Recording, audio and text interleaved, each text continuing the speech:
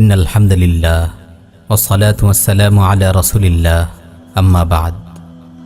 আল্লাহ সুবহানাহু ওয়া তাআলা সূরা তাওবার 20 এবং 21 নম্বর আয়াতে বলেন, আল্লাযীনা আমানু ওয়া হাজারু ওয়া জাহাদু ফী সাবিলিল্লাহি বিআমওয়ালিহিম ওয়া আনফুসিহিম আ'যামু দারাজাতান 'ইনদাল্লাহ ওয়া উলাইকা হুমুল ফাইজুন ইউবাশশিরুহুম রাব্বুহুম বিরাহমাতিন মিনহু ওয়া রিদওয়ান ওয়া জান্নাতিন লাহুম ফিহা নাঈমুম মুকিম।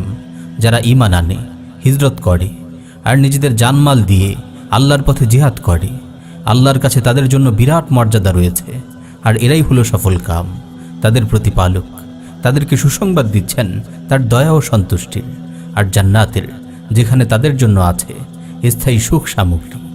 যারা ঈমান আনে, হিজরত করে আর নিজেদের জানমাল দিয়ে আল্লাহর পথে জিহাদ করে, তাদের জন্য আল্লাহ নিজেই বিরাট মর্যাদার ব্যবস্থা করে রেখেছেন। তাদের মর্যাদা দুনিয়ার কারো উপরে ন্যস্ত হয়নি। তাদের মর্যাদা স্বয়ং আল্লাহ ঘোষণা দিয়েছেন। আল্লাহ শুধু মর্যাদা ঘোষণাই করেননি, বরং তাদের কাজের ব্যাপারে প্রশংসামূলক সার্টিফিকেটও দিচ্ছেন, এভাবে যে আর এরাই হলো সফল কাম।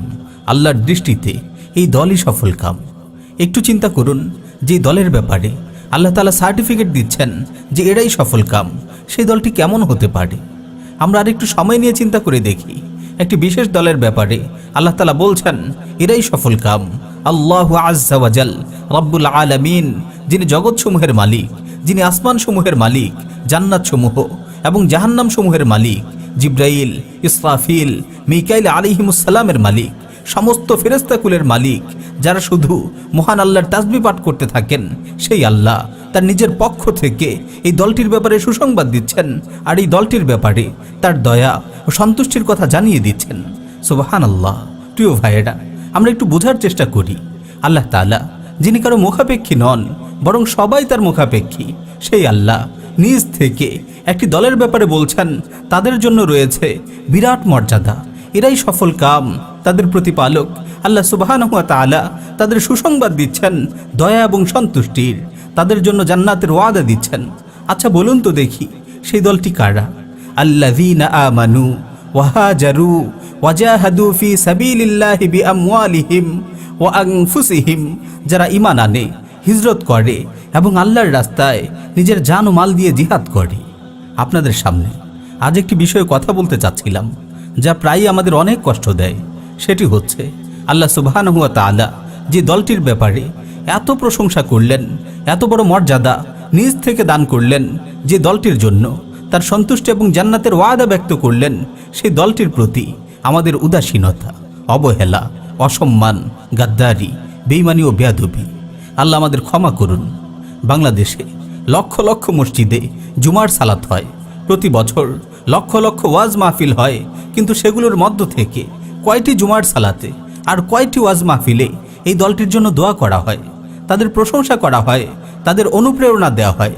এই দলটি একদিকে যেমন নিজেদের জীবনকে বাজি রেখে নিজেদের রক্তকে বিক্রি করে দেয়, নিজেদের পরিবারকে কোরবানি করে দেয়, নিজেদের আরাম আয়েশকে ছুঁড়ে ফেলে, নিজেদের কেরিয়ারকে লাথি মেরে, নিজেদের স্ত্রী সন্তানদের একপাশে সরিয়ে রেখে, বাবা মা, ভাই বোন আর পরিবারের ভালোবাসাকে উপেক্ষা করে যারা তাগুতকে বৃদ্ধাঙ্গুলি প্রদর্শন করে, জালিমকে ধুলোয় মিশিয়ে দেয়, কাফির আর মুরতাদদের অহংকারকে চূর্ণ বিচূর্ণ করে দেয়, রাসূল সাল্লাল্লাহু আলাইহি ওয়াসাল্লামের অবমাননাকারীদেরকে ছিন্ন ভিন্ন করে দেয়, ইসলামের দুশমনদের অন্তরে কাঁপন ধরিয়ে দেয়, আর সব কাজ শেষে নিজের গুনাহের কথা স্মরণ করে, নিজের দুর্বলতার কথা স্মরণ করে আল্লাহর কাছে অশ্রু সজল চোখে বিনয় অবনত হয়, এই দলটির ব্যাপারে আমাদের দোয়া কোথায়? হে সম্মানিত ইমামগণ, ওয়াজ মাহফিলের বক্তাগণ, এই দলটি কি আপনাদের দোয়ার যোগ্য নয়? আবারও বলি, আল্লাহ যাদের ব্যাপারে সন্তুষ্ট, আপনারা কি এখনও তাদের ব্যাপারে সন্তুষ্ট হতে পারছেন না? আল্লাহর কালাম যাদের সম্মানের সাক্ষ্য দেয়, আপনাদের জবান কি তাদের সম্মানের সাক্ষ্য দিতে লজ্জা পায়? আবারও বলি, লৌহে মাহফুজে যাদের সম্মানের কথা লেখা রয়েছে, জিবরাইল আলাইহিস সালাতু ওয়াস সালাম যাদের সম্মানের ব্যাপারে আর সুসংবাদের ব্যাপারে আল্লাহর পক্ষ থেকে আয়াত নিয়ে এসেছেন, তাদের সম্মানের ব্যাপারে সাক্ষ্য দিতে আপনারা লজ্জাবোধ করেন? আপনাদের দোয়া স্থান পায় মন্ত্রী, মিনিস্টার, ওয়ার্ড কমিশনার, মসজিদ কমিটির চেয়ারম্যান, এলাকার মাতব্বর, বিদেশে গিয়ে চিকিৎসা নিচ্ছেন সেই ভাই, এসএসসি পরীক্ষার্থী, এমনকি মুজিব নামের একটি কঙ্কালও আপনাদের দোয়া স্থান পায়। অথচ এই দলটির ব্যাপারে আপনাদের দোয়া আমরা দেখি না। আপনারা এলাকার কমিশনারের প্রশংসা করেন কারণ সে মসজিদে 10,000 টাকা দান করেছে, অথচ আল্লাহর রাসূল সাল্লাল্লাহু আলাইহি ওয়াসাল্লামের অপমানের প্রতিশোধ গ্রহণকারীদের ব্যাপারে আপনারা প্রশংসা করেন না। 10,000 টাকা আপনাদের মুগ্ধ করে, অথচ যিনি নিজের জীবনকে আল্লাহর রাহে বিক্রি করে দিলেন তার এই ত্যাগ আপনাকে মুগ্ধ করতে পারলো না। ইঞ্জিনিয়ার সাহেব এসি দিলে তার জন্য তাকবীর হয়, কিন্তু যিনি নিজের জীবনকে কোরবান করে দিলেন তার জন্য দোয়া পর্যন্ত হয় না। অমুক ডাক্তার সাহেব তার বাচ্চাকে কোরআন শেখাতে নিয়ে এসেছেন, আপনি প্রশংসা সহকারে তা বর্ণনা করেন, কিন্তু আল্লাহর এই কালামকে দুনিয়ার বুকে জিন্দা করার জন্য যিনি নিজের সন্তানের মুখের হাসিকে ঠেলে দিয়ে জিহাদের পথে বেরিয়ে যান তার প্রশংসা করতে পারেন না। দূরে কোনো সফরের আগে নিজে দরজার গোড়ায় গিয়ে দাঁড়ান, এরপর নিজের অবোধ শিশুকে কোলে নেন, এরপর শিশুকে তার মায়ের কাছে ফিরিয়ে দেওয়ার সময় দেখেন আপনার সেই সন্তান আপনার দিকে কিভাবে তাকায়, আর সন্তানের সেই দৃষ্টিকে তুচ্ছ করে স্ত্রী সন্তানের ভালোবাসাকে বিসর্জন দিয়ে যারা আল্লাহর কালামকে জিন্দা করার জন্য জমিন চষে বেড়ান তাদের ত্যাগ আপনাকে মুগ্ধ করে না। সেই ভাইয়ের ত্যাগ আপনাকে মুগ্ধ করে না যিনি স্ত্রীর কাছে গোপন করলেন যে তিনি আল্লাহর রাস্তায় বেরিয়ে যাচ্ছেন আর ফিরবেন কিনা জানা নেই। তার ন্যাক স্ত্রীও স্বামীর কাছে আল্লাহ সন্তুষ্টির জন্য গোপন করলেন যে তিনি আসলে জানেন তার প্রাণপ্রিয় স্বামী কোথায় যাচ্ছেন। স্বামী যাবার আগে কিছু ফেলে গেছেন এই ছল করে একবার প্রিয়তমা স্ত্রীকে দেখতে চাইলেন, আর স্ত্রী ধরা পড়ে গেলেন কারণ স্বামী দেখলেন তার স্ত্রী চোখের পানি লুকানোর চেষ্টা করছেন, কিন্তু ধরা পড়ে গেছেন। কখনো এই দৃশ্য দেখেছেন? কখনো কি এই অভিজ্ঞতার মধ্য দিয়ে যেতে হয়েছে? আর এই দৃশ্য আপনাকে মুগ্ধ করে না, এজন্য এই ঘটনার বর্ণনাও আপনি করেন না। আসলে কি তাই? হাসরের দিনে সবকিছু স্পষ্ট হয়ে যাবে। কিভাবে আমাদের বিশ্বাস করাবেন যে আল্লাহ যাদের ব্যাপারে সন্তুষ্ট আপনারা তাদের ব্যাপারে সন্তুষ্ট হতে পারছেন না? আল্লাহ যাদের কাজের ব্যাপারে কুরআনুল কারীমে প্রশংসা করেছেন অথচ তাদের ব্যাপারে আপনারা দুনিয়ার কোনো মজলিসে প্রশংসা করতে পারছেন না। এটা কিভাবে সম্ভব যে আল্লাহ তাদের ব্যাপারে সন্তুষ্ট অথচ আপনারা তাদের ব্যাপারে সন্তুষ্ট হতে পারছেন না, এমনকি তাদের বিরুদ্ধে কটু মন্তব্য করছেন? আপনারা কাকে ভয় পান? গর্দানের সমস্ত শিরা উপশিরা ছিঁড়ে চিৎকার দিয়ে বলতে ইচ্ছে করে আপনারা কাকে ভয় পান? কার ভয়ে আপনারা মুজাহিদিনদের ব্যাপারে দোয়া করেন না? কার ভয়ে আপনারা মুজাহিদিনদের ব্যাপারে প্রশংসা করেন না? কার ভয়ে আপনারা মুজাহিদিনদের কাজের ব্যাপারে সাধারণ মুসলিমদেরকে অবহিত করেন না? কার ভয়ে আপনারা নিজেদেরকে মুজাহিদ ভাইদের থেকে আলাদা করে রাখতে চান? কার ভয়ে আপনারা জুমার খুতবায় জিহাদের ফজিলত ও মুজাহিদিনদের শানদার ঘটনাগুলো তুলে ধরেন না? কার ভয়ে আপনারা গোপন করেন যে শহীদের লাশ পচে না?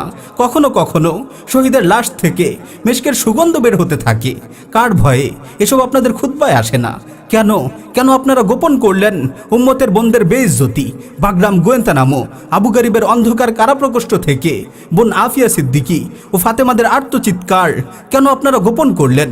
আরাকান কাশ্মীর, উইঘুর ফিলিস্তিন, ইরাক, আফগান, সিরিয়া, ইয়েমেন, ভারতের উত্তরপ্রদেশের মাজলুম মুসলমানরা কেন আপনার খুতবায় স্থান পেল না? আল্লাহি, আল্লাহর সামনে আপনারা এর কি জবাব দেবেন? আপনার রব কে? আপনার রিজিক দাতা কে?